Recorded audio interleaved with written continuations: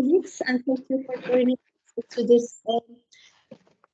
Could you please mute your computer, your sound, so that we don't have too much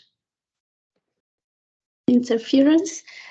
So yeah, good morning and good afternoon, and welcome to this meeting or Inception workshop for the Eurasia network.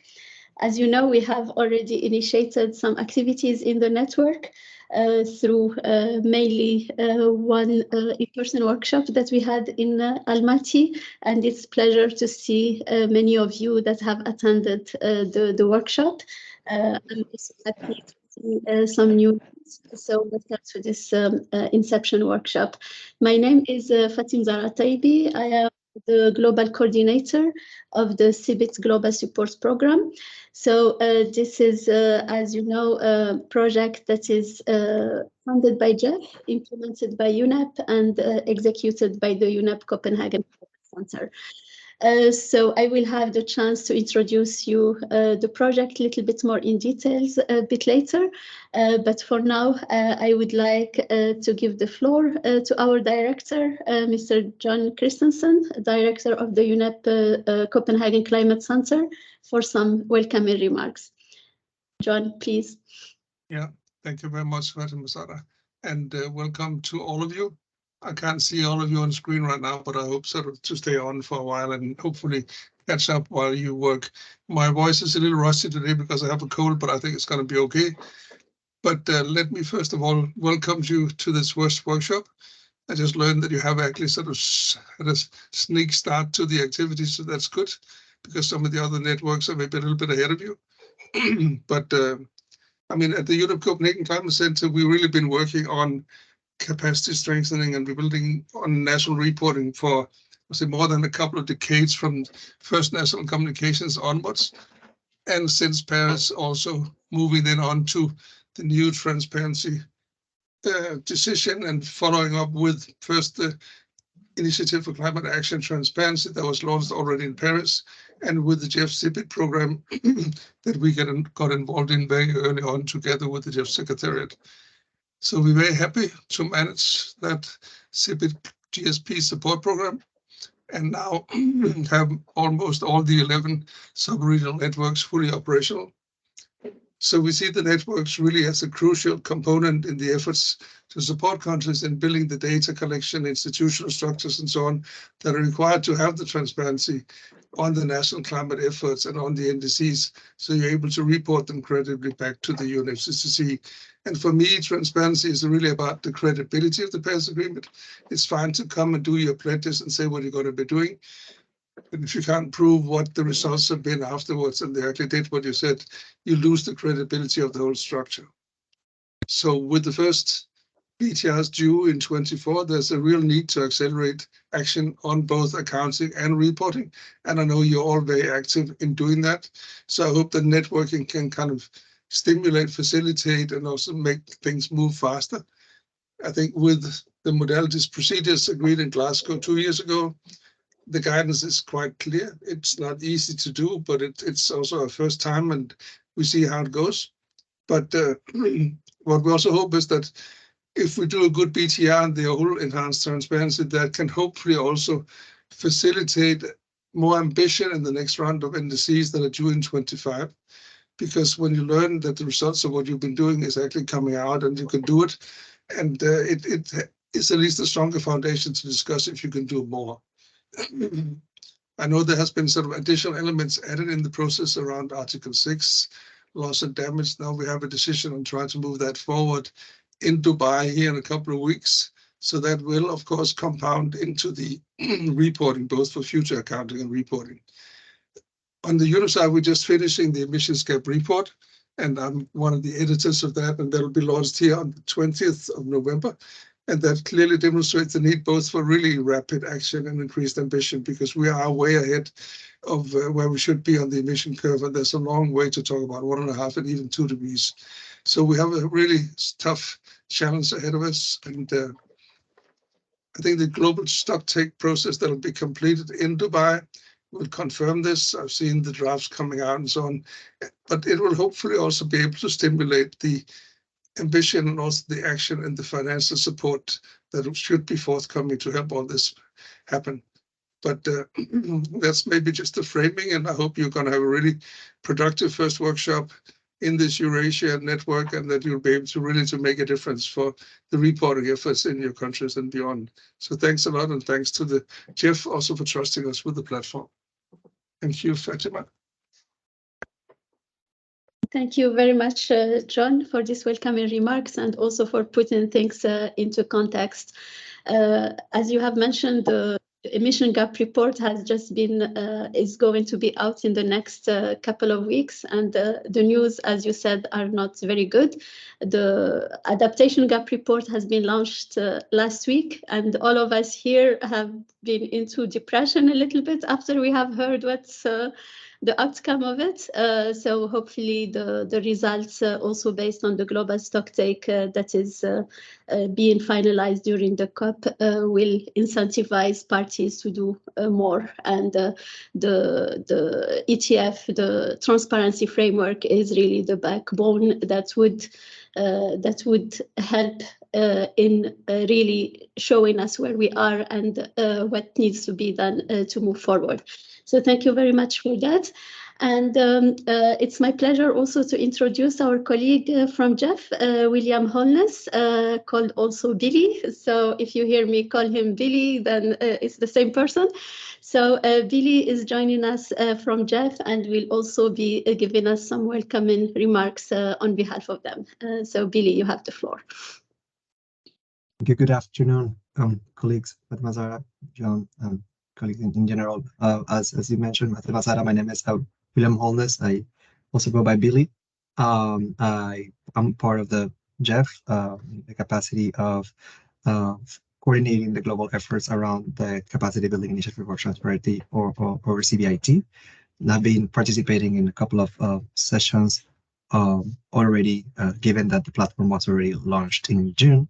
But it's a pleasure for me and on behalf of the Jeff to be here before all of you and participating and motivating you to join the efforts of the CBIT Global Support Program, and knowing what are the modalities and the functionalities of the platform. So for your use, it's a global effort that's been put together by the CBIT-GSP team. It's a very admirable effort, I would say. So it's the first time that it has come to join at a global level 10 different networks, regional networks, and this particularly being the Eurasia network, and how not only within the network itself, but also with other networks, there are other functionalities that will enable you to engage and participate and now in exchange lessons learned to that level.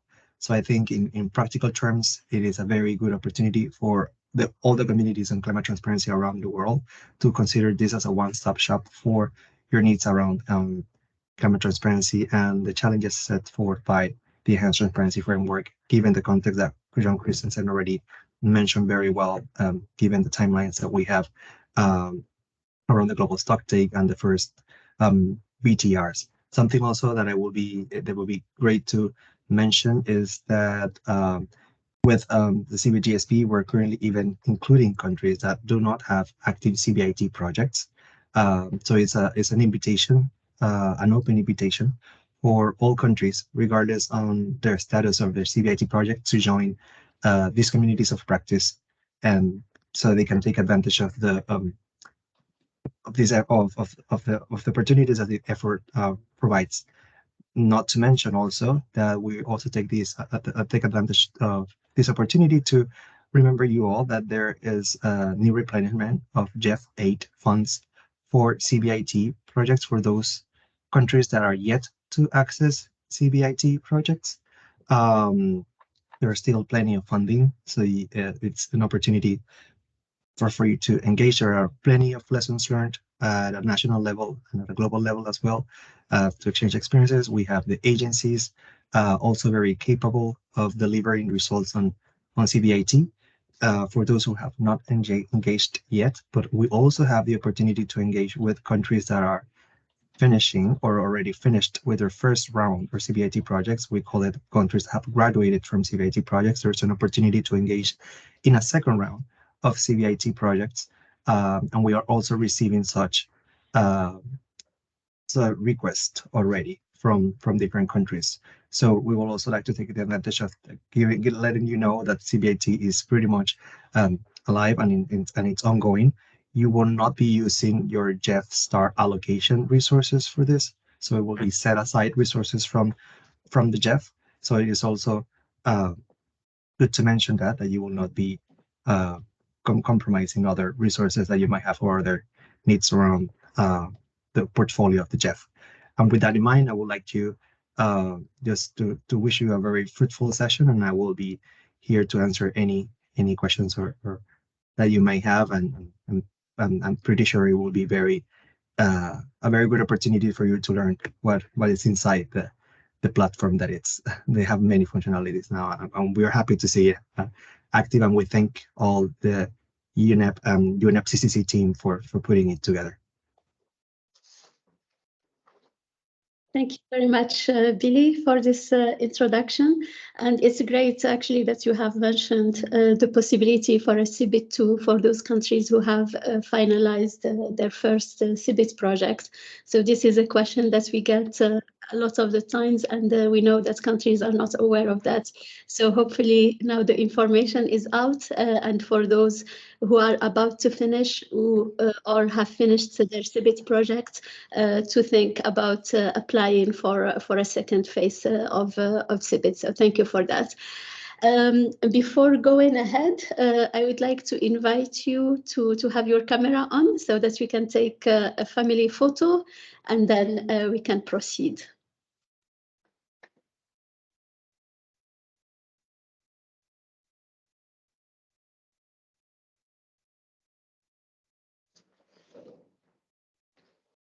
Okay, nice to see some familiar faces.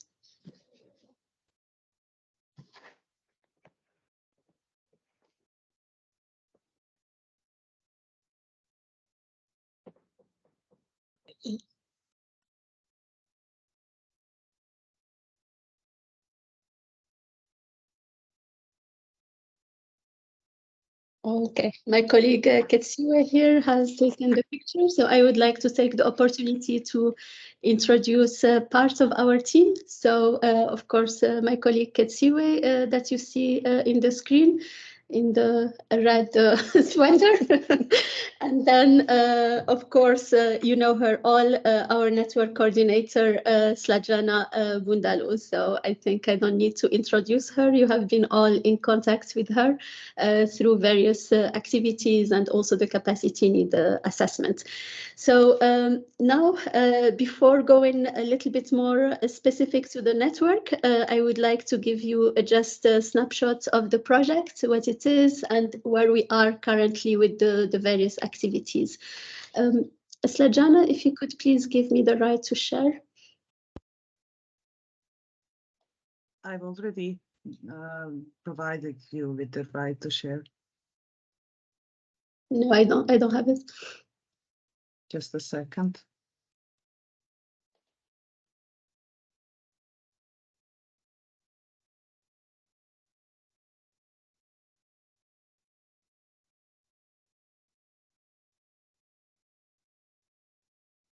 Is it okay now?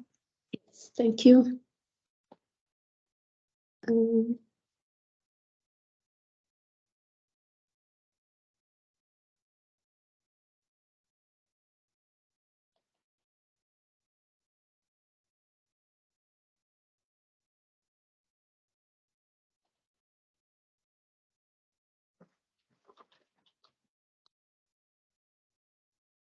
I think you are able to see my screen, correct? In the right format?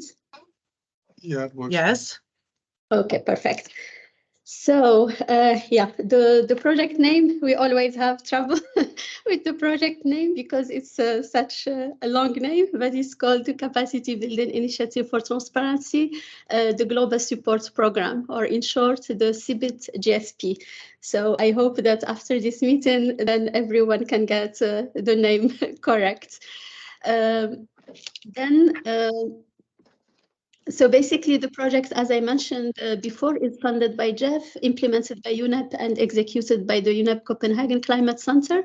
It comes as the merging and also the continuation of the previous two projects that are the CBIT Global Coordination Platform. So I think some of you still maybe go into the old platform, but it will be actually discarded quite soon. And then you will be directed to the new platform, which is the climate transparency platform. So, and also it's, as I mentioned, the merger and the continuation of the CBIT platform, but also the Global Support Program. So the previous Global Support Program has ended since a couple of years. And the previous one was implemented by both the UNEP and the UNDP, and UNEP Copenhagen Climate Center had a little part of it. So we had already a taste of the project in its initial phases. So the main objective of the project is to support countries in the transition to the BTR. So, and also with the submission of the last BURs. And also to provide the transparency community with a one-stop shop for transparency, which is the platform that Billy has mentioned earlier. And the third objective is to help countries with mainstreaming gender in their in their climate considerations, or in their climate reporting. So that's the three main objectives of the projects that we are hoping to achieve through our various activities. So the main medium of support that we have is basically we provide direct support to countries depending based on the needs identified from countries. So we do direct support in country trainings and activities, but we also do, as you know, global and regional workshops. We also do a quality review of transparency reports. We are to produce knowledge products and also update the gender toolkit. So this is some of the main medium of support, but the support modality is mainly through the networks that both John and Billy have mentioned before. So we have 10 transparency networks. 9 of them are currently operational, and among them also the Eurasia network, for which the activities have started in July, little by little. So this is, we have also, I wanted to mention, we have 2 networks that are implemented in collaboration with UNDP. So the Francophone network and the Lusophone cluster. And here you will get to know through this slide some of our network coordinators. So currently the MENA, sorry, this is moving. The MENA and the Anglophone Caribbean are under recruitment, and we will be having most likely people on the ground there by early next year, December or January next year. So then with that, we will have all networks operational. And so that would be a really big milestone for us, for the project, to have all networks operational at once in the first year of the project. So we would be really glad to see that happen. So for basically our approach to the networks is we, as you have experienced now with Slajana, is that we ask for nominations of the various focal points, and then we carry a capacity need assessment based on which a work plan is developed based on the needs that are identified, and then there is a launch phase of the network, and then the implementation starts. As I mentioned before, we have not done this in this order for Eurasia because we wanted to prioritize the in-person workshop on NDC tracking that we had in July in Almaty. So that's why this order is a little bit more like it has changed a little bit for Eurasia. But as you can see, we have done in all the networks the capacity need assessments, and we have associated flyers that you can consult in the platform. We will also, based on the report that's hopefully has been shared with you by Slajana, we will also produce a flyer for the Eurasia capacity need assessment. So these flyers just provide like a snapshot of the capacities of the network at the time where we have done the assessments. And you can find all this information in the climate transparency platform that I will get to in a short while. So for now, we have carried quite a lot of activities in the various networks. So we have been able to do in-person workshops for all networks during this year, apart from the MENA network where we will do it early next year. And we have managed to do even a couple of in-person, more than one in-person meeting or workshop for a couple of networks. But those are mainly the ones where collaborations, for instance, the ones with UNDP, the Francophone and the Lusophone. So through collaborations, we are able to do more than what the project budget allows for. But for now, we have, as you can see in here, we have done quite a lot of activities. The in-person workshops, as I mentioned, but also a lot of webinars and exchange of experiences, and a lot of in-country support, as you can see in the screen here. And as you see in Eurasia, we already have done 3 webinars or virtual events, and then one in-person workshop. So here you can see for the other networks, our main focus this year is the NDC tracking. So as you know, this is one of the areas that are compulsory for the BTR, but also one of the very new elements that needs to be made through this tabular format. That's the decisions in Glasgow came up with. So there are 12 tables and an appendix. So it's quite a lot of tables that are new for countries. So we have chosen this year to concentrate on that and to provide support to countries and trainings to countries to use the tables. And so these workshops were quite appreciated by all, and some countries have kick-started their BTR reporting based on that. So that was our main focus this year.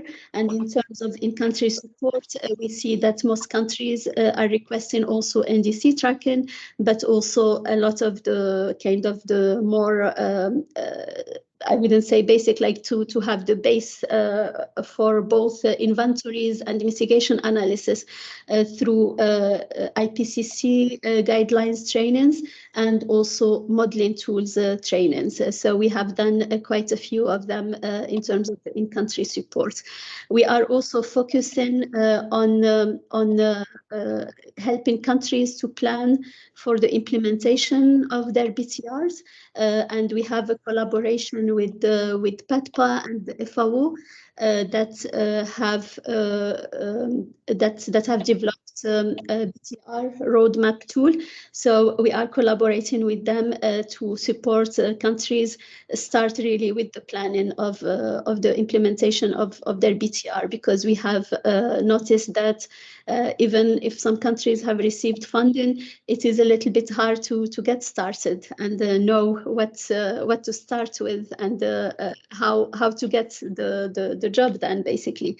So that's one of the things that we will be focusing on also early next year, in addition to the inventory part. So that relates to also filling the tables of the inventories that are also new and would be quite demanding for countries.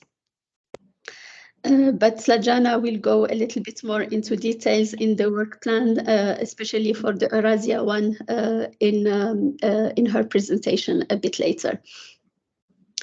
So here is just a couple of pictures, and you can see some of you in the picture here from our workshop in Almaty. So throughout the projects, as I mentioned, we can do a lot with working with partners, and we are really trying to collaborate as much as possible in order to maximize the resource of the projects and also look for synergies and avoid duplication. So we have managed to collaborate with a lot of our partners, both in the region and globally. So in terms of one of the activities that I have mentioned that actually aims at enhancing the quality of submission to UNFCCC is reviews of transparency reports. So for now we have managed to do 28 quality reviews of NCs, BURs, NIRs, and this is something that's very much looked for actually by especially LDCs and SIDS that are the majority of our countries here.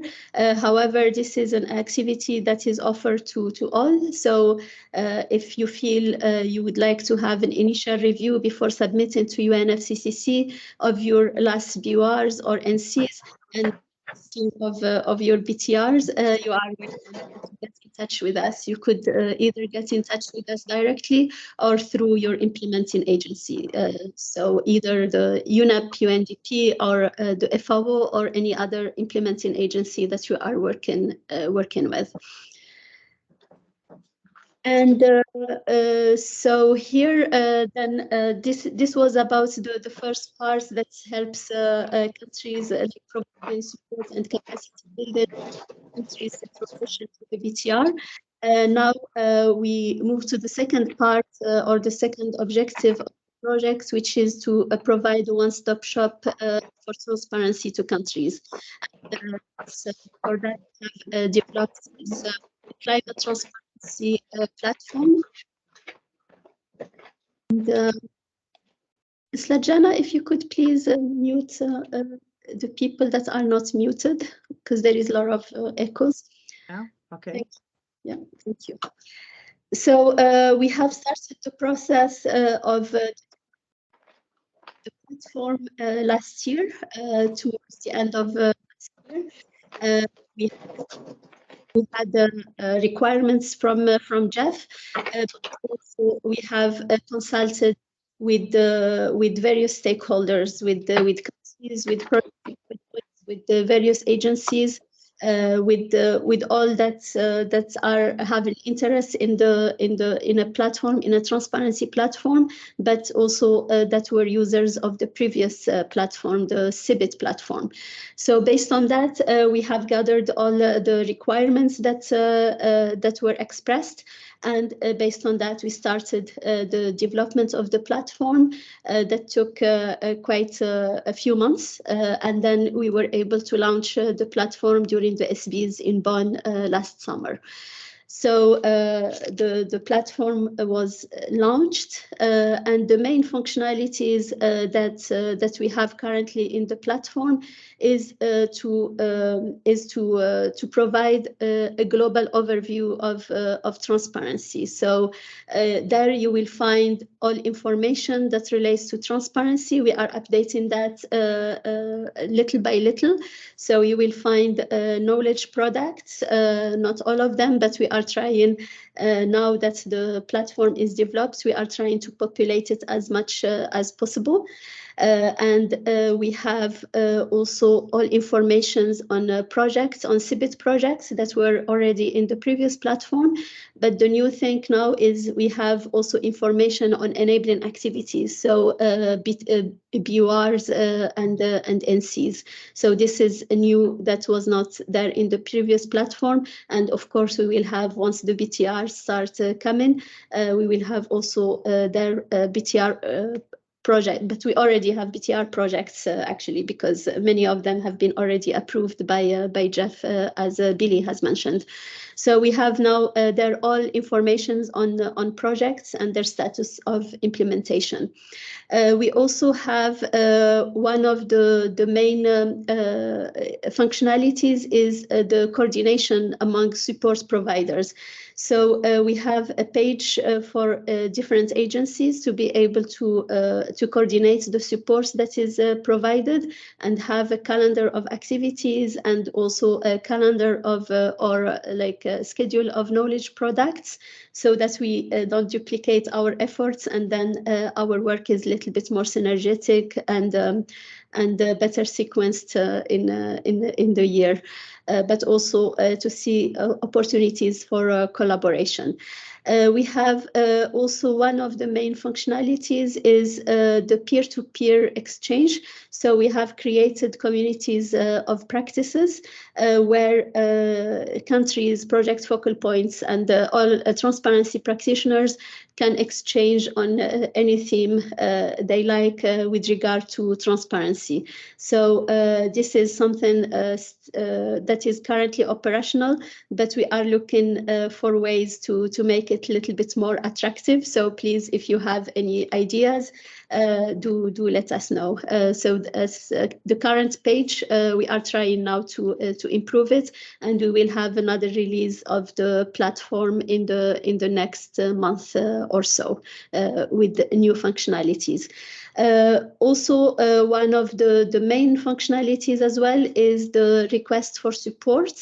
So you will have there a space where you can submit your requests for support. Slajana will go a little bit more into details in there.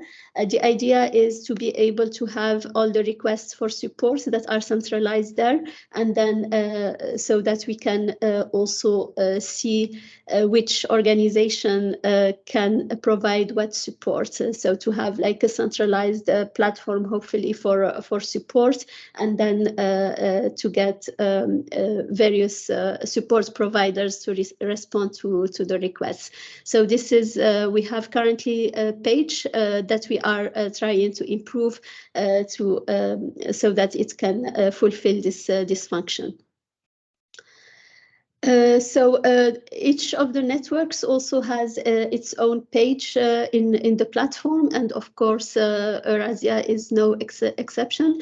I think Slajana could show you a little bit the page for the Eurasia network that contains the information and also the activities that have been done so far there. So as I mentioned, we still have quite a few things that we wanted to improve based on the first version of the platform that we have launched, and the feedback from users and the agencies, and also our own ideas for improvement. So we are currently revamping the platform to make it better and improve its functionalities and its attractiveness. So please don't hesitate to go to have a look, and also let us know if you have any suggestions. So the third part, as I mentioned, is the gender work, and for that we will be updating the gender toolkit that was developed under the CBIT, under the Global Support Program, the previous phase of the Global Support Program, and based on that we will be providing trainings. Mainly virtual, but we will be including a gender component in the various workshops that we will be doing in person, and there is assistance that will be available to countries to help with integrating the UNFCCC gender action plan into the enhanced transparency reports. So that's basically the main activities that we have, and here is just a glimpse of the project team that you can see here in your screen. So you have seen before the network coordinators, and here is mainly the team in Copenhagen that support with the activities of the projects. So with that, I will finish, and if you have any questions, please do raise your hand or write in the chat.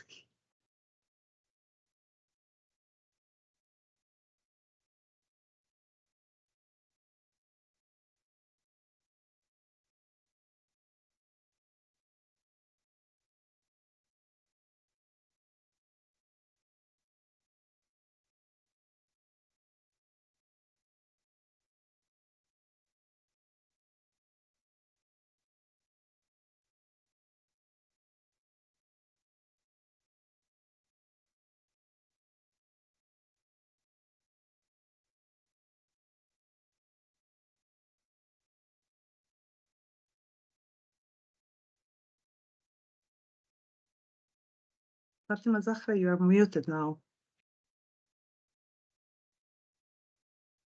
Sorry, yeah. So I see there is no questions, and with that, then we can move to the main meal of this webinar, and that's basically introducing the capacity need assessment that was performed for the Eurasia network. So Slajana will be presenting to us the methodology that was followed, the key findings, the gaps, and some perspective for Eurasia. Slajana, you have the floor. Thank you, Fatima Zahra, for this nice introduction. I'll share now my presentation.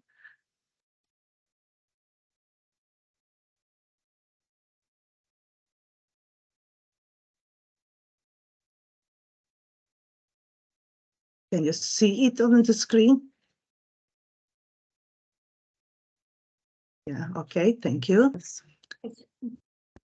So I'm very glad to see that we have representatives of all countries from the Eurasia region, and also some familiar faces from the previous events.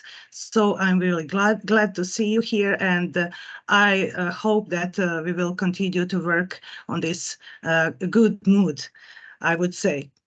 So for those who did not have a chance to meet me through other meetings, my name is Slajana Bundalo, and I'm Network Coordinator for Eurasia Transparency Network.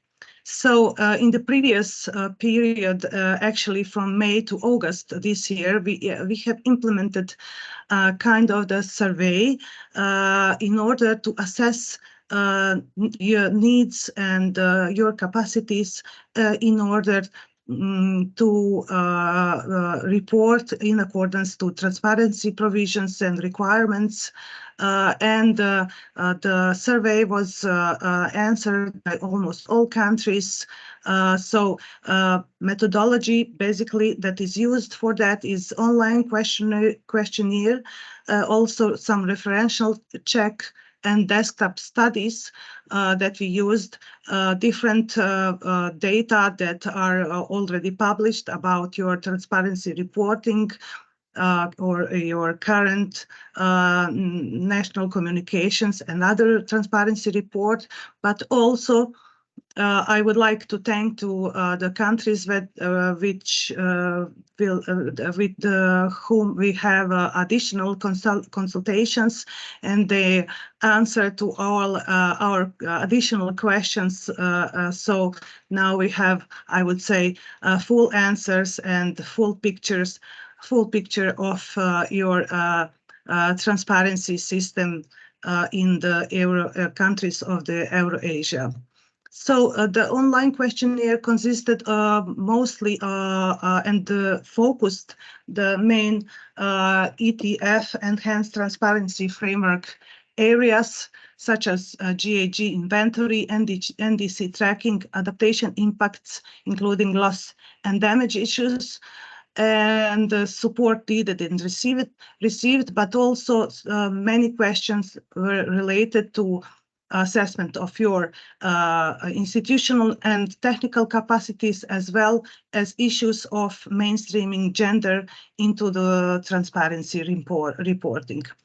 So there is 8 countries participating in the Eurasia region, and out of 8, 6 countries responded to the questionnaire: Bosnia and Herzegovina, Georgia, Moldova, Montenegro, North Macedonia, Serbia, and Turkey.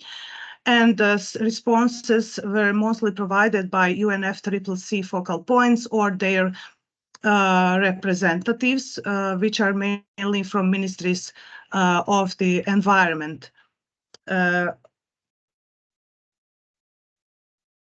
So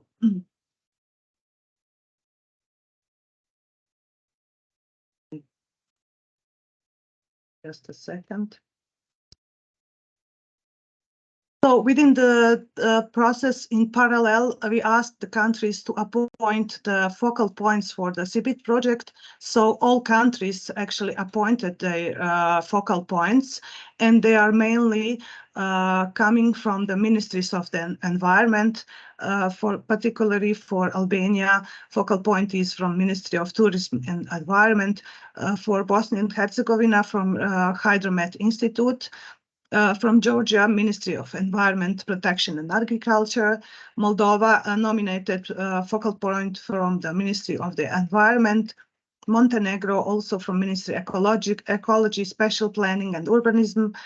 North Macedonia, Ministry of Environment. Serbia from Ministry of Environment and Protection, and Turkey from Directorate of the Climate Change.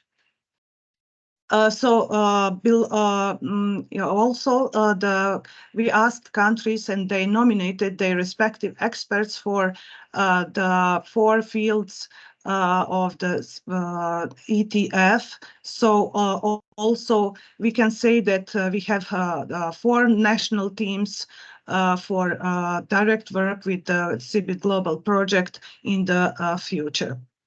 So thank you very much for all these inputs, activities and nominations.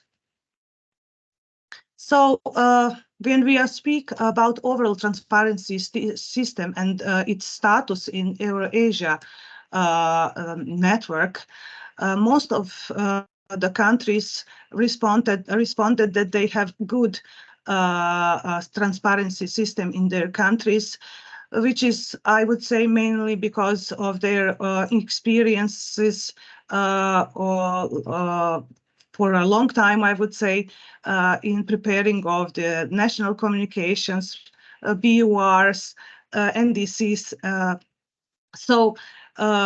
I would say that transparency system in general is good, but in some countries estimated the transparency system as fair and poor. That means that more intervention and support is needed to establish the system which is functional and can respond to all ETF requirements and provisions.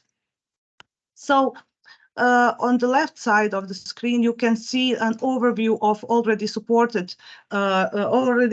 submitted reports as per country. So most of the countries submitted their 4th national communications and 3rd BURs, with exception of Turkey, that is submitted 8 national communications and 5 BURs.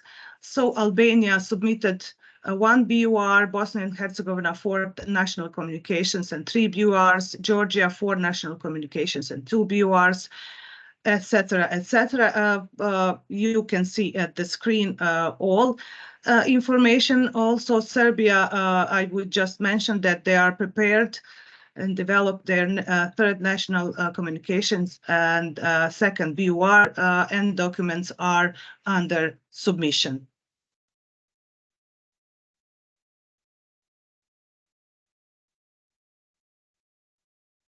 So one of the questions in the survey asked countries how much they are familiar with the ETF and the BTR provisions. So I'm glad to see that most of the countries are very familiar with the ETF and BTR, but there are also some which are not familiar, and in that sense also we planning to provide support, information, everything with what is needed in order to explain, introduce with all provisions and requirements in order to enable countries to report properly, especially on upcoming BTRs.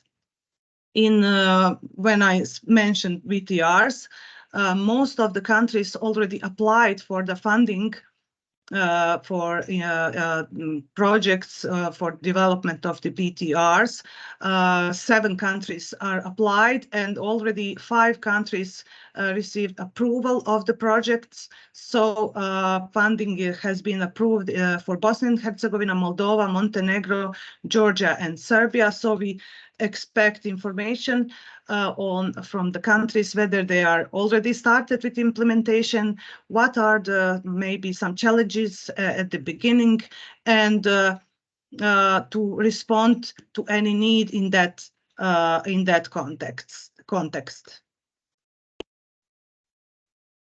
So when it comes about the assessment of the capacities related to 4 ETF reporting areas, we ask countries to assess their institutional arrangements for reporting and technical capacities to collect data and to track progress on ETF reporting areas.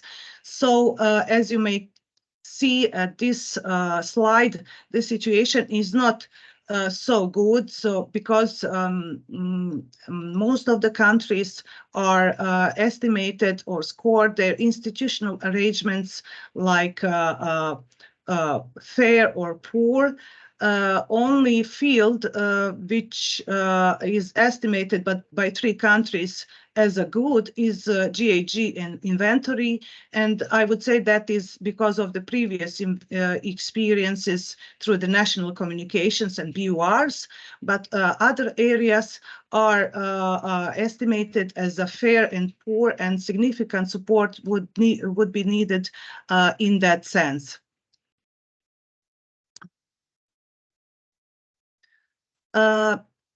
The similar situation is when we speak about technical capacities to collect data and progress on ETF reporting areas. The best or a bit better situation is in area of GHG inventory. I would say it is from the same reason as previously, while on other areas or fields of the ETF reporting, most of the countries assess their technical capacities as fair and poor, and also some countries do not have any capacities, for instance, in the area of loss and damage and adaptation and impacts. So we know, we are aware, and you pointed out that you are facing too many challenges in transparency reporting, and some of them are lack of institutional and technical capacities, lack of coordination of governmental institutions, lack of understanding of the reporting requirements, project-based reporting or ad hoc reporting, also lack of data and information, and in general, what was stressed by many countries is a lack of data management or database systems.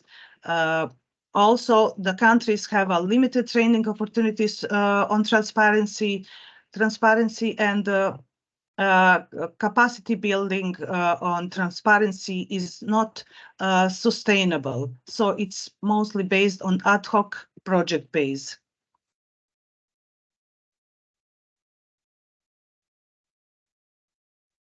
So when we talk about assessment of the capacities in GHG inventory, we can say all countries are using the 2006 IPCC guidelines, and all countries are using IPCC software in the Eurasia network. But when it comes to the quality assessment and quality check procedures implemented or developed in the region, 4 countries have developed procedures. Serbia partially, and Bosnia and Herzegovina does not have procedures for quality check, quality assessment of the GHG inventory. That is also an area where we plan and already define some activities to support preparation of the procedures for quality assessment and quality check.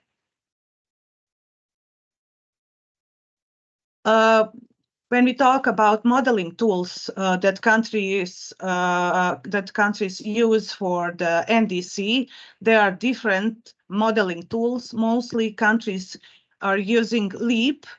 Moldova is not sure, but probably is also LEAP.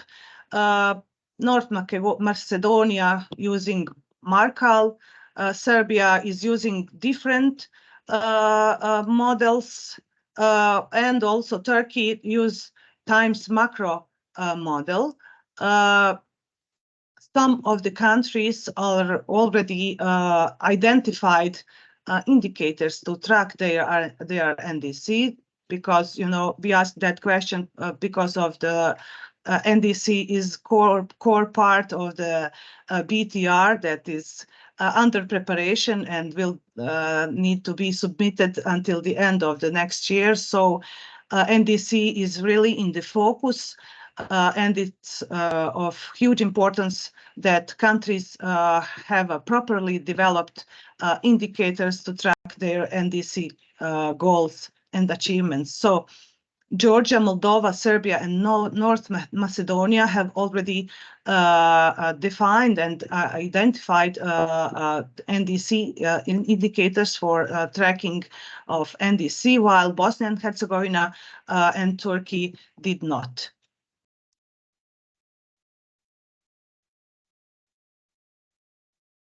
When we speak about assessment of the capacities in the adaptation, impacts, and thus loss and damage, the situation is a bit different among countries. So some countries, for instance, already developed domestic systems to monitor adaptation actions, but it is on the partial level, and it is not developed on the satisfactory level to, meet the needs of the proper adaptation tracking. So Moldova, North Macedonia, and Serbia and Turkey are partially developed domestic system to monitor adaptation actions, while Bosnia and Herzegovina and Georgia did not have domestic system at place.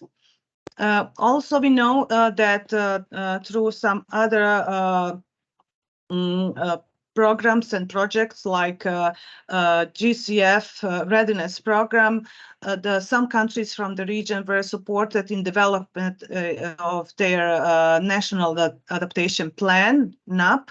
So from that project, 2 countries are developed their national adaptation plans. In case of the Turkey, that's the National Adaptation Strategy and Action Plan, while other countries are still working on their NAPs.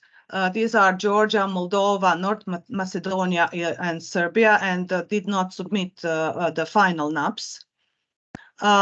In regard of the assessment of loss and damage, some countries, I would say most of the countries, are already started the process of assessing, like Bosnia and Herzegovina, Georgia, and Serbia.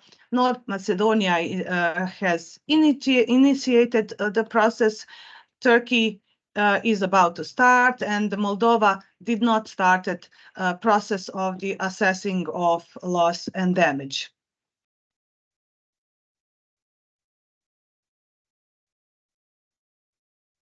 And one, I would say, very interesting area of ETS, tracking support received and needed, and climate finance in general.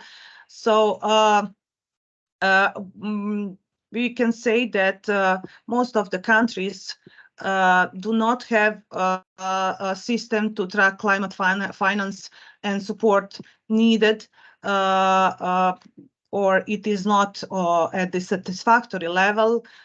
So only 2 countries, Georgia, 3 countries, Georgia, Moldova, and Serbia, established system to track climate finance received and the estimate of the support needed.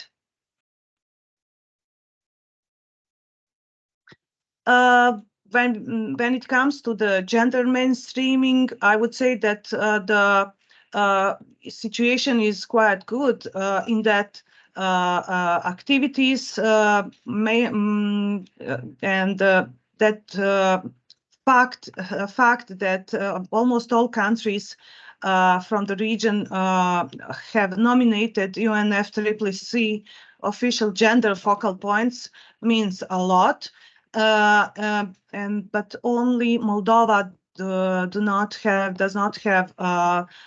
the gender focal point. So in context of the gender mainstreaming in Eurasia, the situation is also very good.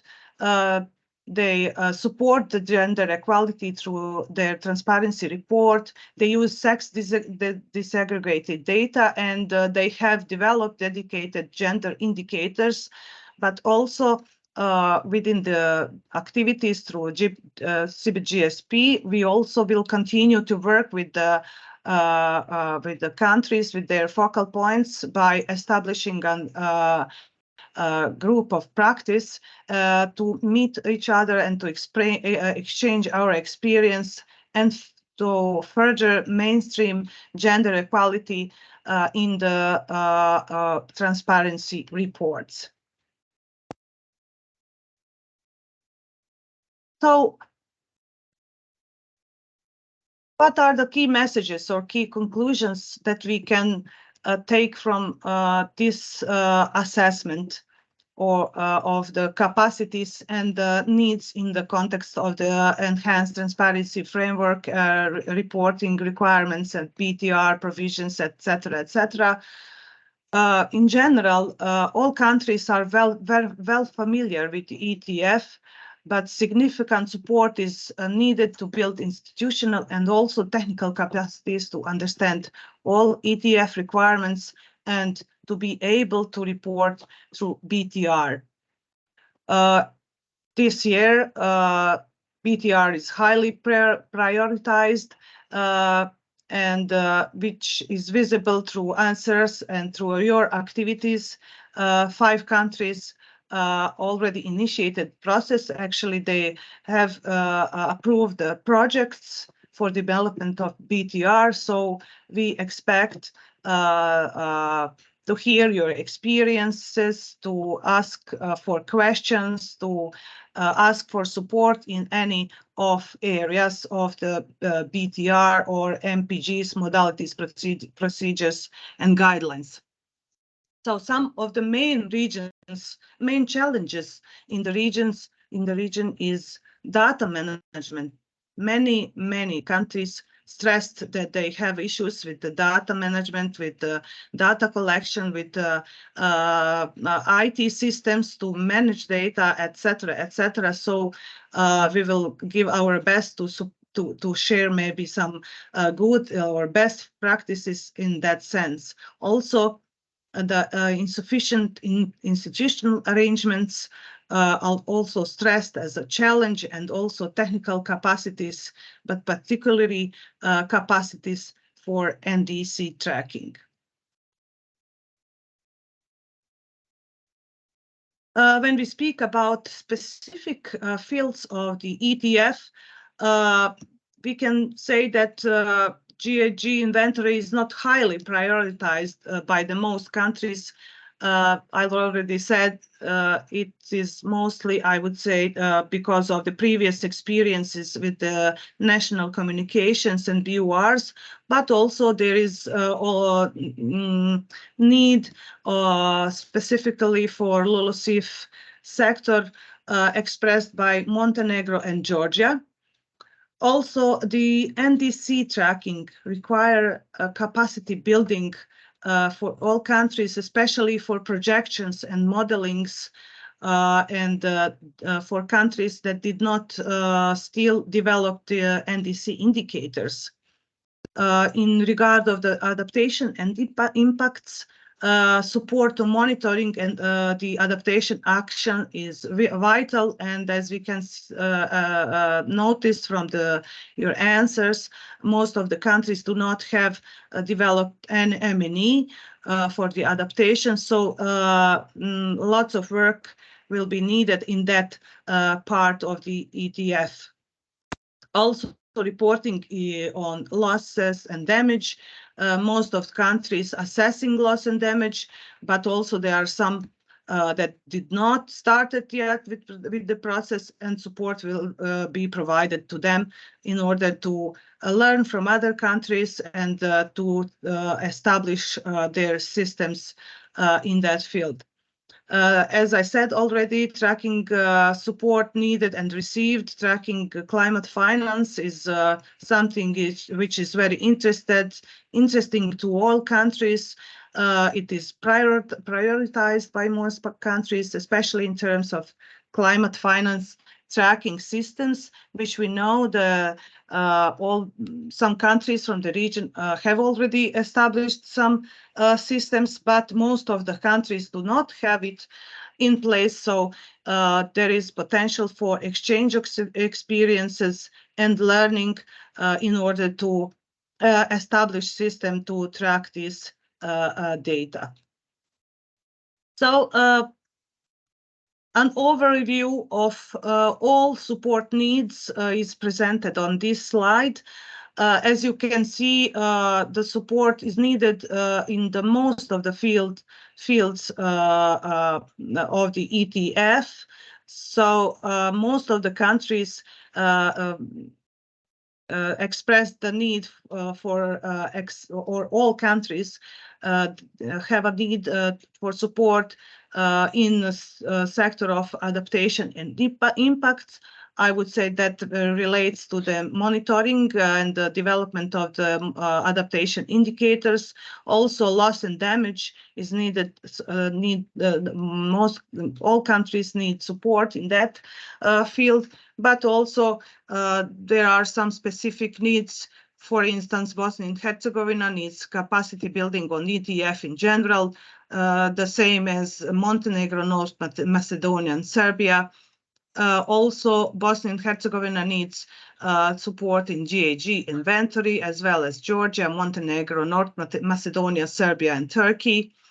NDC tracking is also necessary to support in Bosnia and Herzegovina, Moldova, Montenegro, North Macedonia, Serbia, and Turkey. The support needed and received support is needed for Bosnia and Herzegovina, Montenegro, North Macedonia, and Turkey. And also, just to mention some specific needs expressed by countries, like the development of the quality assessment and quality check, review of GAG inventory, and development of MRV systems, which is stressed as a need by Bosnia and Herzegovina. Georgia needs support in GAG, specifically for LULUCF sector, also with climate finance tracking systems, while Moldova needs specific support also in the field of the climate finance tracking systems and gender actions. Montenegro needs support in GAG inventory, also in LULUCF sector, with GAG emissions and climate projections. Serbia needs support to establish system to track, to report on climate finance, as well as Turkey that needs climate finance tracking and reporting support.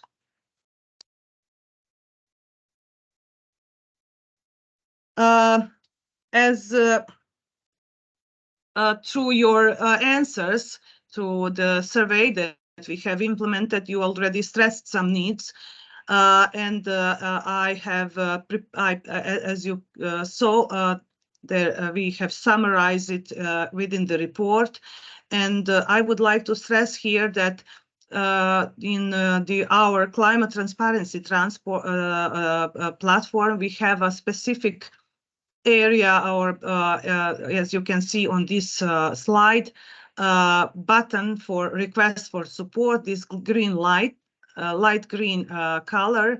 So when you press it, it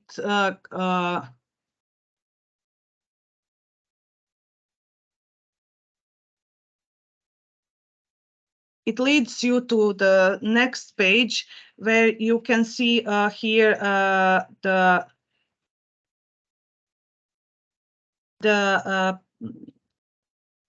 in this red circle, there is a link to the download of the form for the support request, which looks like this. It consists some basic information about the country, contact name, and contact data information on support requested. So you will describe here activity, need, a specific topic for your support needed. Objective of and the description of the activity, some time frame, recipient and entity, area, whether it's related to institutional arrangements of transparency, report development like BUR, BTR, national inventory reports, etc., GAG inventory. And then what channel do you prefer for support through webinar, multilateral cooperation, bilateral cooperation, etc. So I will not read till the end. So this form actually consists basic data on your support need that we recommend to be filled by group of your CBIT nominated expert and submitted by CBIT focal point. The nominated person, CBIT focal point, can send it to me by email or any other colleague from the team. So we'll try to respond as soon as possible and to respond with the activities and propose some time frame for implementation of the support. So thank you for your attention, and I hope you will have some questions or need some clarifications, and we will be happy to answer all. Thank you very much. Thank you very much, Slađana, for this presentation of the capacity need assessments.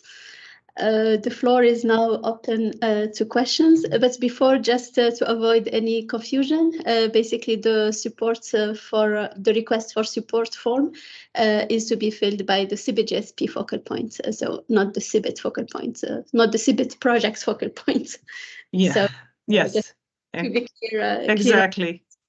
Yeah, so we have already, Slađana, a question in the chat from Georgi from CBIT Montenegro. He's asking whether the countries that have conducted the loss and damage assessment, whether that was done through the NAP process or something else. Looking at the presentation, it seems that there was the countries that have started are Bosnia and Herzegovina, Georgia, and Serbia. So maybe if you have the answer, Slađana, please go ahead. Otherwise, maybe some of the colleagues from these countries could provide that answer. Unfortunately, I cannot answer precisely on that question. And if there is some from these countries, if it's here and if can provide answer, I would really appreciate. The survey that we have implemented was not going so much into details, so we can clarify or ask the countries what was the base for the assessing loss and damage. I suppose it was NAP because, you know, most of the countries are implementing or already finalized their NAPs. I know that some of them are implemented or developed indicators, MNE. Some of them started assessing loss and damage, etc., etc. So it would be nice to hear from these countries that started with the process to inform us what was the base for that. Thank you, Slađana. I see Kaka has her hand on. Maybe she is from one of these countries. Please go ahead, Kaka. Thanks, Fatma. I'm from Georgia. Thanks, Lajana, for presentation. Let me just briefly start my feedback. Actually, I have two questions, but start giving the feedback for the questions we have with regards to the loss and damage assessment. So our just a small experience in this is that Georgia has established climate finance working group under the Climate Change Council, which is representatives of the different central government organizations, and within this working group has a mandate to collect the information about the losses and damages caused by the extreme weather events for the fiscal year. And afterwards, the information that grabbed from different municipalities, different parts of the country, have to be analyzed and assessed and release the report, which describes this information a little bit more generated and more aggregated level. So that is our work now. We are gathering the information, extreme weather events that's happened in the country for one fiscal year, to have this information analyzed afterwards. With regards to my questions, I have two questions. First of all, Fatma, it's to you, based on your presentation. So CBIT Global Platform is really helpful for all of us. I remember when the first ICAT report for the transparency system released, that was hugely. So I have personally downloaded from the CBIT Global Platform webpage. So that was a huge potential of the platform to use in future in this way, to share our experience to others. And we use this as a best learning practice. So my question is that we tried to upload our, so we just technically completed our first BTR, first CBIT project, and we tried to upload our reports and some kind of guidance and materials that is possible to be shared with the others. But we have a technical problem in a way that this is visible for us in our portal, but not shared to everybody. So this is one of the problem that we faced in now. Second question is to Slajana. Thank you very much for having this analysis. It's really supportive for all of us to see where our partner countries are and what are the priorities. I just wanted to have a question to clarify what would be the possibilities to have received the support, as you have shared the form already that can be downloaded by the countries and fill it. So currently we are in a process to prepare our first BTR, and as you have already presented, Georgia has created its QA/QC procedures, and under the procedures we have all finances allocated already from Jeff support to do the quality assurance, quality control procedures, but we are lacking the verification one. So if this form is something that we can request, this kindly support from your side to have a verification, sort of the verification, I'm not telling you the full-scale verification, but as an example or some model for to some extent. The next year, when we finalize our BTR, that would be very helpful. I would just to flag it to you and to check if it is possible. Thank you very much. Thank you very much for your comments and questions. So I think it would be, I see that the loss and damage area is quite new for most countries, and for the countries that are a bit more advanced in that, it could be quite interesting to have some exchange of experience on that, and we would welcome your participation there in addition to the other 2 countries. So if there are interests, Slađana could organize an exchange webinar in that regard, and yeah, the experience could be shared, and some elements of what needs to be reported under the ETF. It's not a compulsory element. It's voluntary, but like what are the elements that would be good to report under the ETF could be also mentioned there. So that could be one element to work on in the next couple of weeks or months.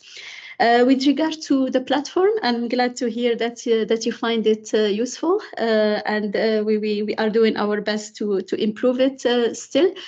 I'm not sure what's the exact problem that you are probably encountering. But sometimes when we upload something, we forget to publish. Sometimes there is a down. That's something that we are trying to improve as well. Like if you go down, you would find a button called publish. So once you publish, then the event or the document or whatever you are trying to publish will be then published. So maybe check that if that is the case. Otherwise, please do get in touch with us, and we will be able to assist you in this. And congratulations on finishing your CBIT project. So now you are eligible for the second CBIT. So I think Billy here can relay the information to Jeff. But also, I think if some of you, I don't know whether they have participated before, but with Serbia, we had organized one of the first exchange webinars, the series of webinars for CBIT countries that have finalized their first CBIT. So that was a very well attended and appreciated webinar from the experience of our colleagues from Serbia. So we could also organize one relating the experience from Georgia. So we'll get in touch with you in that regard.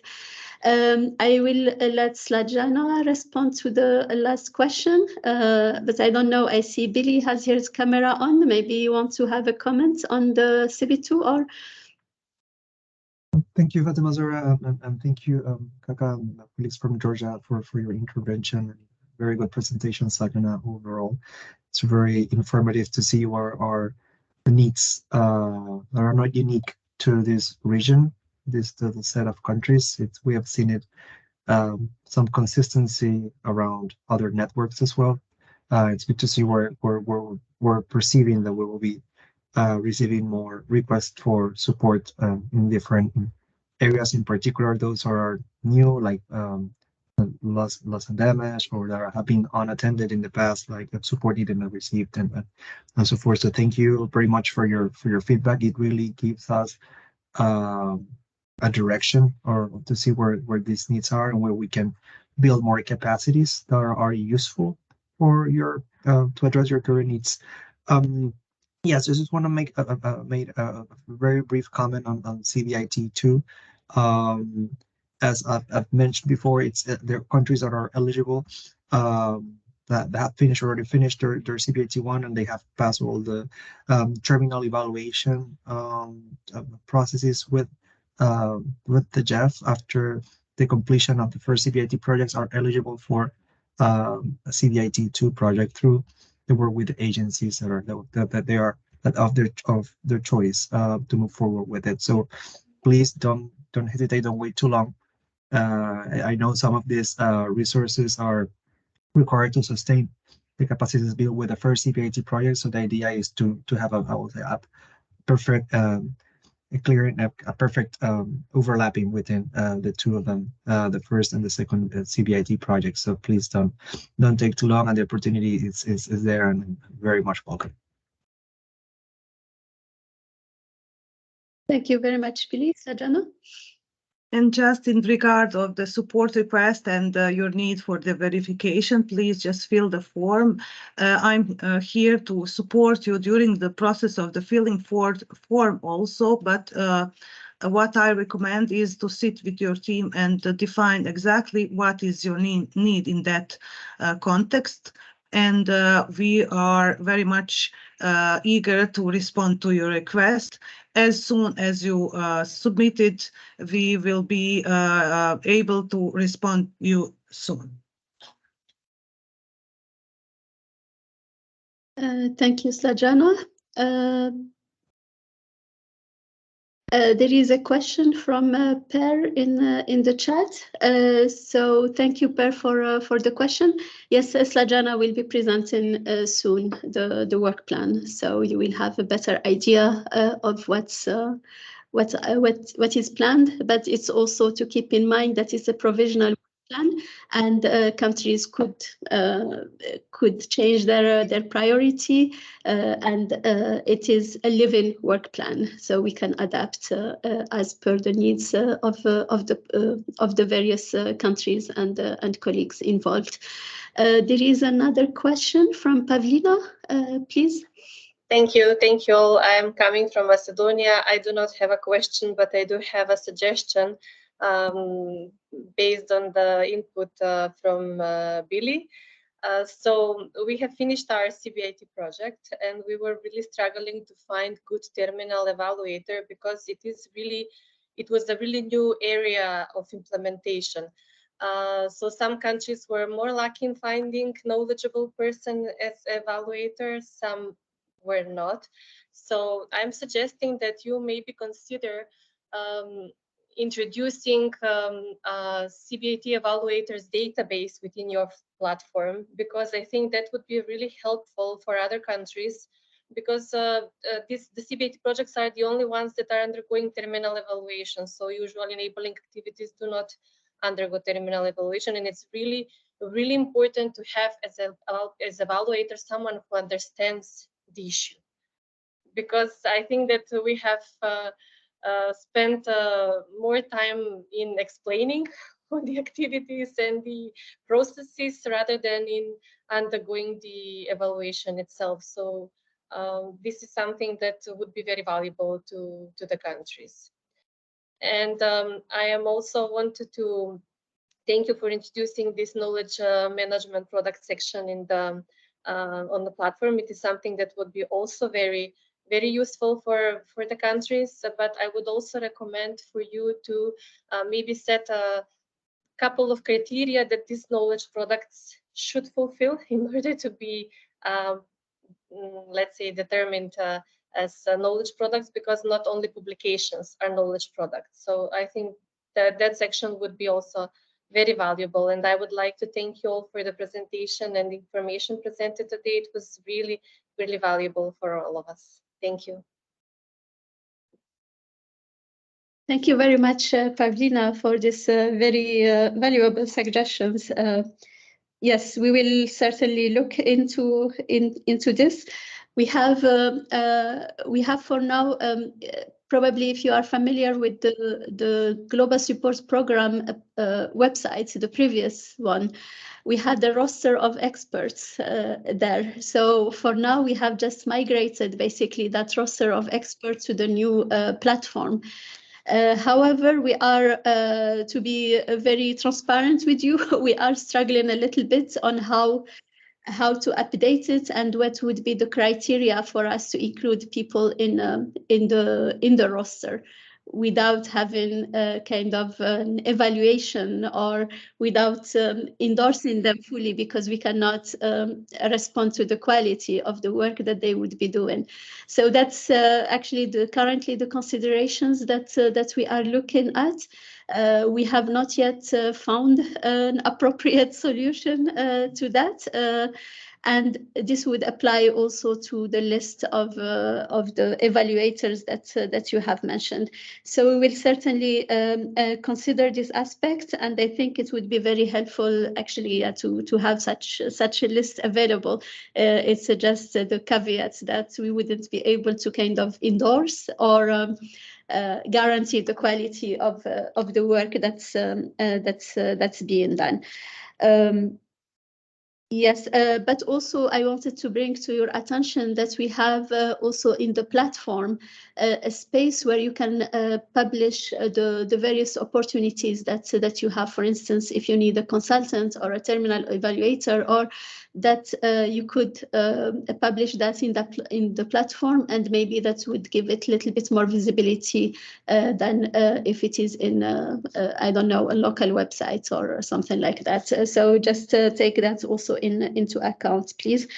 With regard to setting criteria for the knowledge products, yes, thank you for the suggestion. The idea is not to have only the publications, but also like tools and so on. We had actually made the determination that we will not have project documents there, because then they will be actually in and kind of things that are coming directly out of the projects, because we have a space for that in the CBIT project space in the platform and in the enabling activities space in the platform. So this kind of reports and projects related documents will be found there. But other type of knowledge products, yes, of course, they would be part of the knowledge center, and we have various types of publications that or of knowledge products that could go there. Yes, I see there is a new message. Yeah, so it's just Pavlina. Thank you, Pavlina. So with that, I think we can move to the presentation of the potential work plan, the provisional work plan. So Slajana will be presenting what, based on the capacity need assessment, what we thought it would be good to include there. However, as I mentioned, this is not cast in stone, and countries can change also their priorities, or there is a possibility to add more activities as time develop. So Slajana, please go ahead. Thank you, Fatima, very much. I will share my presentation now.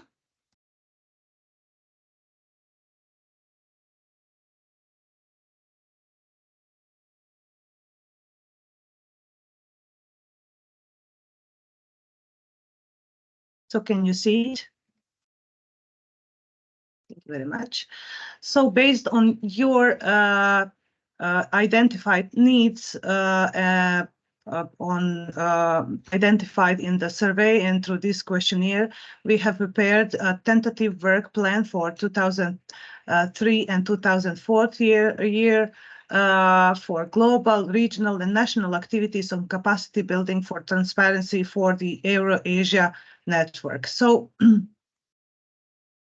the work plan is based on key findings and priorities that identified during the assessment and summarized in the assessment report for transparency that has been already provided and sent to you. Also, through the desktop study and information that we find out published to the other agencies' websites. What is Fatima Zahra already mentioned, the work plan is a living document, and it is flexible enough to respond to all your needs and ad hoc requests. But also, I just would like to mention that after this Inception workshop, we will organize bilateral meetings with all countries to specify all expressed needs and to confirm these planned activities, but also to identify maybe some new activities from countries that did not specify it in the questionnaire. So all dates in the work plan are tentative, and plan consists activities which are planned to be implemented during the 2003 and 2004 year, and also additional activities might be added based on ad hoc requests from the countries. But just I would like to say it's important to submit your requests as soon as possible in order to, because we are already planning, so to make a plan that can respond to needs of the all countries without any overlapping and crowded, meetings and events.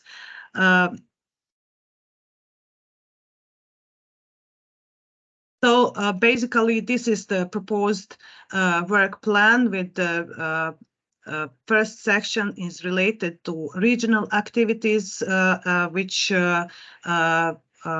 includes activities for all countries from the Eurasia region. First of all, based on your answers and your needs for the information on ETF requirements, we will organize at the first quarter of the last quarter of this year one webinar for all countries on ETF requirements. Also, in the last quarter till the end of the year, we will organize institutional arrangement training of webinar on institutional arrangements for transparency systems, since many countries are lacking adequate institutional arrangements to enable them to properly report according to the transparency requirements. That webinar anticipating sharing best practices and lessons learned from network countries.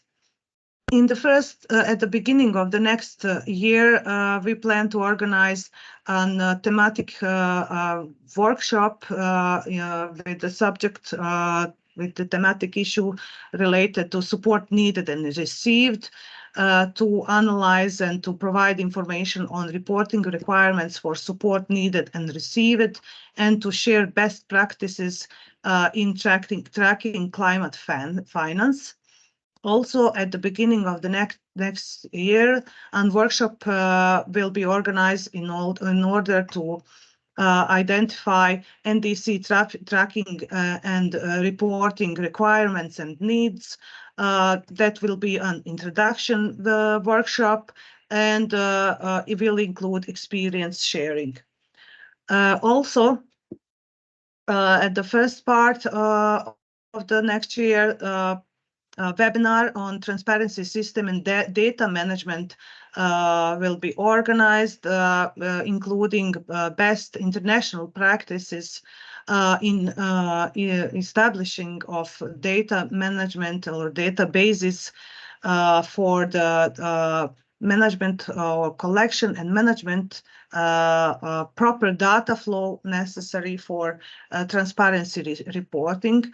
In the second quarter of the 2024,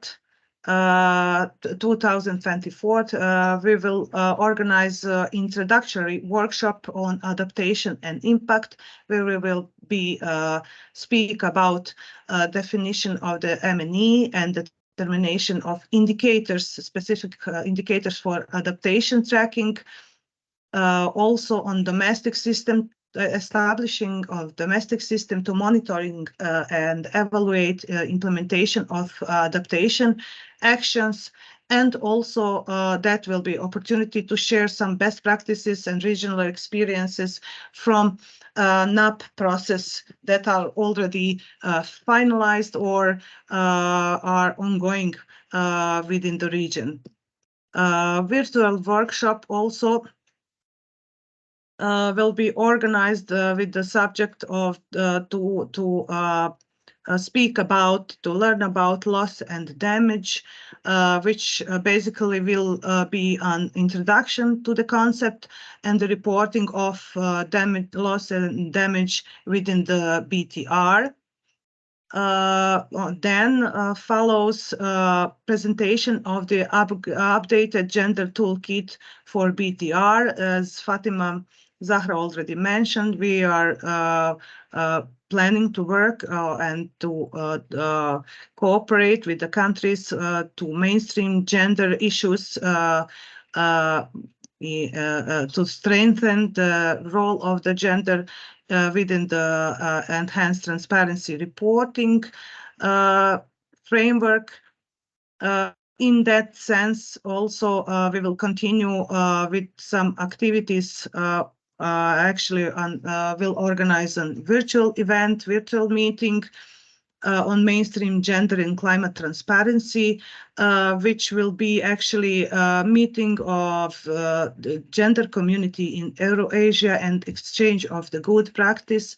As we heard and as we know, there is already lots of activities in that sense. So we plan to continue to work with UNFCCC focal points to share experiences and to continue to work on the same manner. When we speak about national activities, which are defined based on the specific needs expressed by the countries within the region, we tentatively identified some specific activities for the certain countries. For instance, one bilateral meeting in the as a virtual event will be organized for Moldova in order to support mainstreaming gender into climate reporting. That will be training on gender actions and best practices and lessons learned. It is planned that meeting is planned for the first quarter of the 2024. So more about climate finance. Also, we will organize bilateral meeting with Turkey to discuss climate finance and to see what are the best possibilities or examples for establishing system for tackling climate change related support needed and received, and to share best practices and learning from regional experiences, for instance, North Macedonia and Georgia. In-country training is planned for Georgia in order to speak about or to learn more about IPCC 2006 guidelines for the land use, land change and forestry sector as per the expressed need. And in the second quarter of 2024, learning session or virtual event will be organized for Bosnia and Herzegovina in order to support their preparation of quality assessment, quality check plan that will be training for representatives of the institutions involved in the GHG and inventory preparation. Also, in the quarter 2 of the next year, the virtual event learning session will be organized for Turkey and Bosnia and Herzegovina on tracking progress towards the NDC implementation, identifications on the identification of NDC specific indicators. Also, for Albania and Serbia, the support specifics, in-country support is to be defined. And as I said, I hope that very, very soon, and as I plan to organize a very soon bilateral meeting with all countries, but specifically with Albania and Serbia, to define more specific activities based on some needs, in-country needs of these countries. Also, during this plan planning period, we will work on the development of the knowledge products and different materials like best practices and briefs from the network, like institutional arrangements, data management, adaptation methodologies.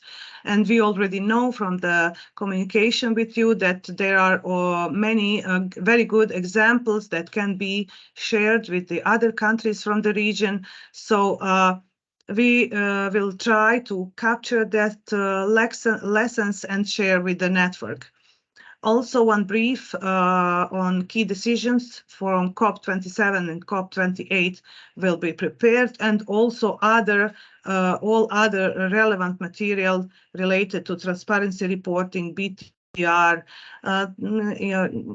reporting on NDC, etc., etc. Also, we anticipate and we plan regional networks exchange activities. At first, just to mention that we are planning global CBIT-GSP meeting that will be in-room meeting, and it's planned for the March next year. So we are preparing materials for that meeting, and all CBIT GSP country focal points will receive invitation on time. Also, just to stress that we will continue to work and to fill with information our climate transparency platform from our side, but also we expect information from your side.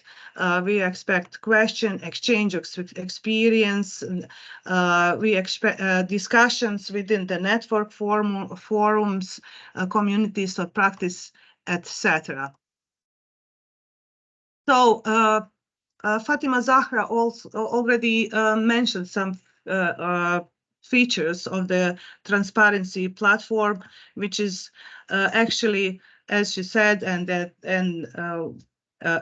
it is actually one point where you can find all possible information related to transparency reporting from the networks and countries and their transparency report, current projects, etc., etc., till the knowledge center that we already mentioned, where you can find different knowledge products, guidelines, and tools that will help you in different areas of the transparency reporting.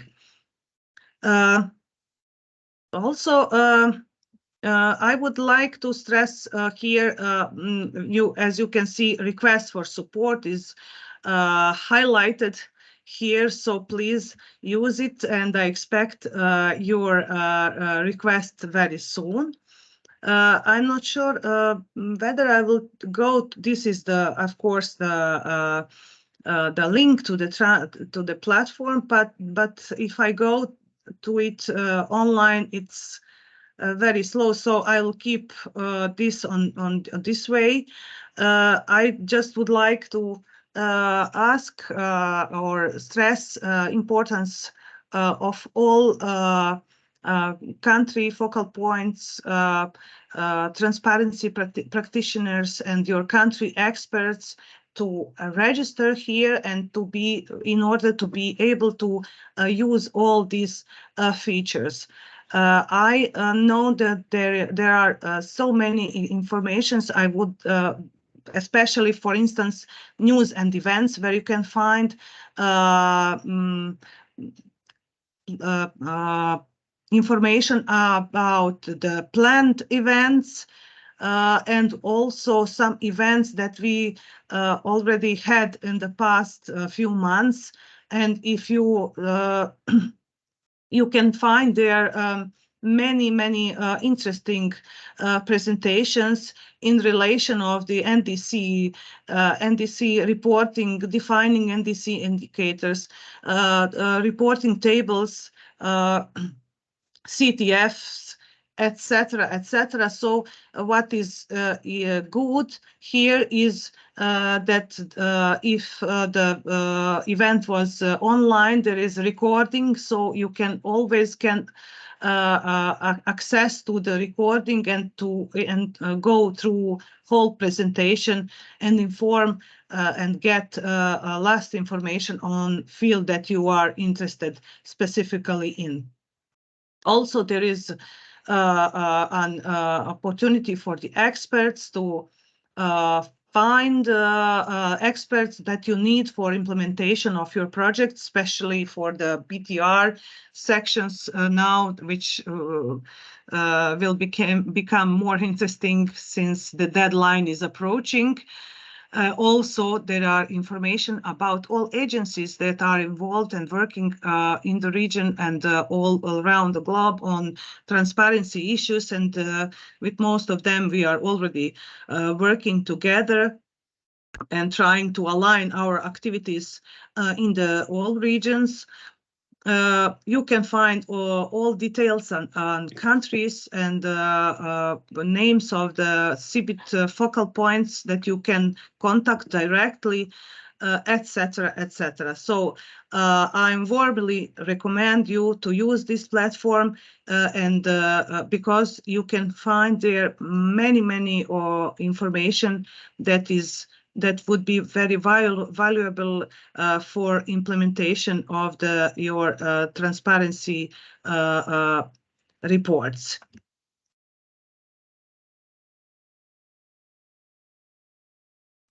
So for now, that's it from me. Thank you very much for your attention and for as I said, for requests for support, you can contact me or any other member of our team. If you have any question in relation to the presented work plan, I would be glad to answer. Thank you very much, Slađana. Yeah, now it's your time. If you have any comments or questions or any feedback to give with regard to the planned activities, just to mention that we are planning an in-person workshop. Both, I think we will follow the same model. That's what we have done last year to merge the two groups, Central Asia and the Caucasus network and the Eurasia network. And the focus of the training will be on the inventory tables. So last year it was the NDC tracking tables, and now it would be the inventory tables. So stay tuned for that. With regard to the global meeting, the dates are 4 and 5 March. So please do save the dates. You will receive invitations hopefully very soon. We are still waiting for confirmation of the hosting from our colleagues from Turkey. So hopefully we get that confirmation very soon, and then we would be able to send the invitations. So yeah, the floor is open, and please don't hesitate to give us your comments or feedback or questions.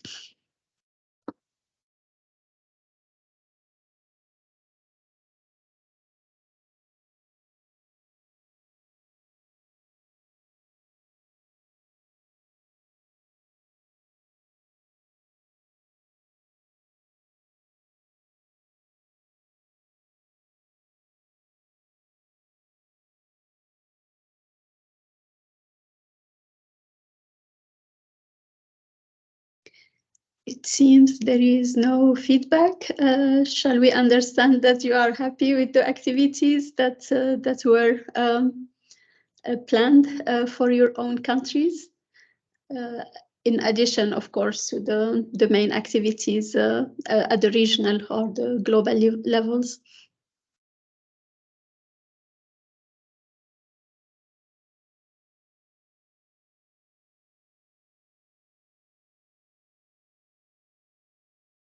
So anyway, Slađana will be organizing, as she has mentioned, bilateral meetings with all countries, and based on that, we can firm up the support. And also, it's quite important to have the request for support form filled.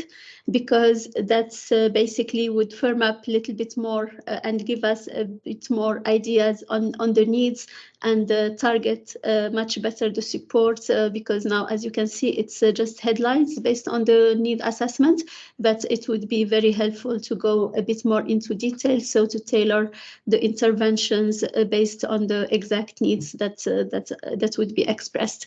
But I see there is comments maybe from Lilia. Please go ahead. Yes. Good day, everybody. I want to ask you if possible to have these activities related to CRT tables on inventory in the first half of the year, because the Republic of Moldova will be in March. We will be get with these tables, and this we need help before. Because according to our working plan of BTR1, we need to finish this activity by the end of the March. If possible to have the regional meeting before the end of the March, we will be happy, because our inventory group is finished work by the end of the March. And if not, maybe we will ask you about support on this area before, not to put not gender meeting bilateral, but meeting on CRT tables, because this is more essential for our inventory team and BTR reporting. Thank you very much for that comment.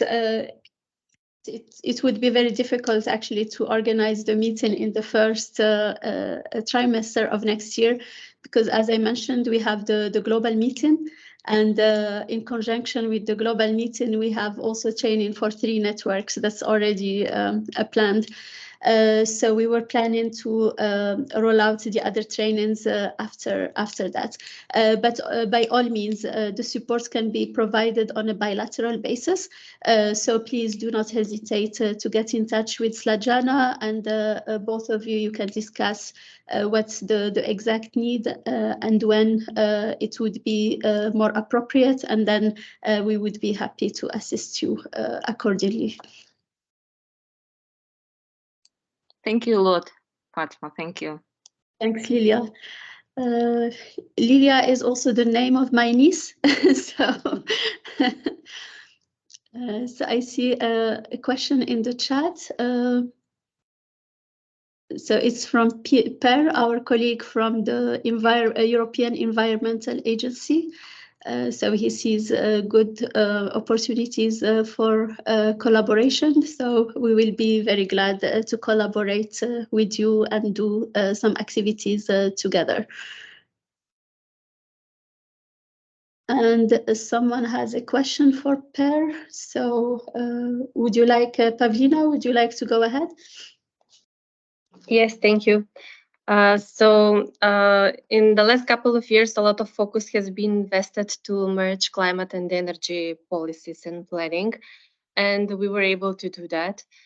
So our NSCP, for example, and NDC and long-term strategy have all the same and similar activities. So within the CBIT project, we have developed the MRV platform, but then EA approached the country, as long as also the other Western Balkan countries, suggesting a new platform that should be used to report NSCP. So the CBIT project developed platform that reports NDC.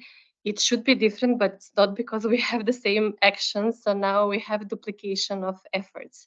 So I'm not sure if Macedonia is the only country that is in the same situation. I guess the other countries might be also. So I was wondering what would he suggest as a solution for not duplicating the efforts. Thank you, Pavlina. Per, would you like to respond?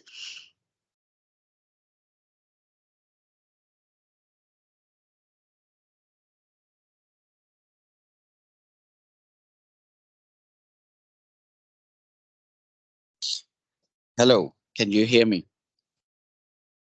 Yes, and We can. it's okay, great. And I hope there's not too much background noise. I'm currently sitting in Podgorica Airport, waiting for a flight. thank you very much for the question, Paulina. And indeed, I see the issue, and I can assure you that from the EEA's side, and as well, I know from the energy community side, that we are working as much as possible to align the different systems that exist, and making sure that the effort that needs to go into reporting when it comes to both the information that is collected and as well how it is reported through the different systems are aligned as much as possible. However, when it comes to this development with the IT tools, for example, here the different platforms and as well the platforms reporting tools, both with the EEA under the ReportNet and when it comes to the UNFCCC and IT tools that come in there will be some duplications and some overlaps in the beginning, but this is a process in how we are developing these in the years to come. So I think that when it comes to NECP and the NDCs, this is not something that we in the EA are working so much and that we are dealing so much. So there I will have to refer you more to the Energy Community Secretariat. But when it comes to the alignment between the reporting tools of ReportNet that is used under the governance regulation, and then the tools that are used, the IT tools that are used under the UNFCCC, there we are looking in to make sure that both the information that is put in can be exported and imported to allow for a seamless transition between the two. But as well, when it comes to the inventories and that the IT tools are aligned in it. But it is a learning process, both for us and as well for us. So I think we have to see that we have to work with this together and see how we can improve in these different cycles of reporting that we're going to have from the governance regulation starting this year and going forward, and with the UNFCCC that has been there for a long time and as well is progressing. I hope I made myself clear there. Thank you very much. Thank you very much, Per. Yes, working together is the best solution, says Pavlina, and I cannot agree more. There is a question for you, Snježana.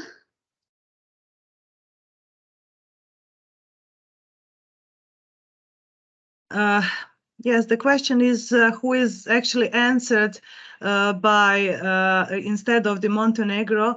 Unfortunately, I need to say that in despite of numerous reminders that we have sent to the national focal points, we did not receive the answers to the questionnaire. But I'm happy to say that I've reached the project CBIT project manager from Montenegro and colleagues from UNDP Montenegro, and with support of them, we actually identified some needs. So I think that in the future period, we will more specify some activities for Montenegro. And if I may just mention in regard of this double reporting European energy community and issues that Western Balkan countries or countries approaching to European Union are facing with. I recently had an interesting meeting with an expert from Croatia. Actually, she's an expert of their Ministry of the Environment, and she's in charge for the reporting for the European Environmental Agency, but also to the UNFCCC and the Paris Agreement. So I was asking her how did they avoid double reporting and double softwares for data management and things like that, but I did not receive a full answer. But what is somehow good is that for the countries that are developing an ECP, that's the climate and energy plan that countries submit to the European Energy Community each 10 year.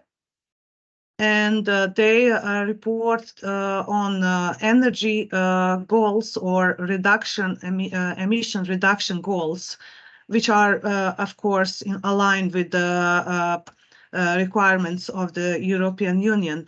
And what is good in that, because they also have obligation to report on implementation of the NECP every second year. They send report to the European Energy Community. So that is the very good information to feed up implementation of the NDC of the country. So that was her statement as or information. Otherwise, it's very hard to align all reporting obligations to both bodies, I would say. And as colleagues already stressed, it's the process, and it will not happen tomorrow. It will last for a certain period of time, for sure. So thank you for the question, of course. Thank you, Slađana. So I think we have no further questions or feedback. Then with that, I would just say thank you very much for participating. It was great to have you in this Inception workshop. And we look very much forward to having a lot of activities with you in the network. I would like also just to mention that for countries that have not yet started planning for their BTR, that we are here to support you with that activity, because I think it's very important to get started. So please do reach out to us if you would like some support for the planning, but also maybe for the request for funding or whatever support in that regard, because I think that would be the priority for the next couple of months. I'm glad to hear that our colleagues from Moldova are planning to already finish their inventory in March. That's really very good news, because that's the basis for the reporting, one of the main elements for reporting for the BTR. So thank you very much, and we very much look forward to engaging with you and to having a lot of activities with you in the network. Billy, would you like to say something before we finish? Thank you, Fatima Zara, and thank you, Slađana, and all colleagues for your participation. It has been very informative, even for us to see how much progress the region and the network has made. I would like to encourage you to keep participating and providing your feedback, your valuable feedback to the platform and the work the project and the team is doing.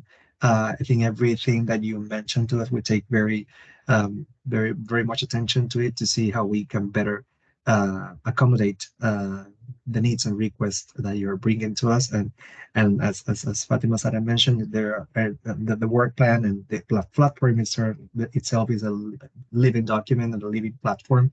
So based on your feedback, it will be able to better accommodate the needs. We're in the process of actually being able to make some edits and adjustments to the content that is going to be displayed in the platform, for instance. So all the feedback that you can provide, written or making use of these spaces, virtual spaces, or even in-person events, will be greatly appreciated. So I just wanted to encourage you to keep providing feedback, because this is what we are looking forward to better serve you all. So thank you. Thank you very much from my side, and look forward to meeting you soon. Thank you, and bye. Thank you, Slađana. Thank you. Take care. Just to mention before ending, all the material will be available in the platform. So Slajana will be uploading everything and will be sending you the appropriate link so that you will have everything available there. And thank you again. Have a nice afternoon. Thank you. Thank you. Bye-bye. Take care. Thank you. Bye-bye. Thank you. you. Bye. Bye-bye. Thank you. Thank you. Bye-bye. Bye-bye.